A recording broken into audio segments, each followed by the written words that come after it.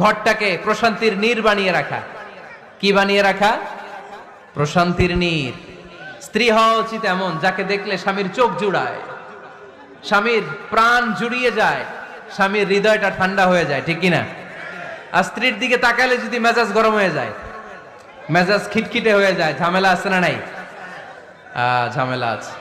এজন্য মেহেরবানি করে আমাদের বোনরা যারা, এমন কোনো কাজ করবেন না যেটা স্বামীর মেজাজকে খিটখিটে করে দেয়, কারণ আল্লাহ তাআলা আপনাদেরকে তৈরি করেছে লিতাসকুনু ইলাইহা, স্বামী আপনার কাছে গেলেই যেন তার হৃদয়টা প্রশান্ত হয়ে যায়, ঠিক কিনা?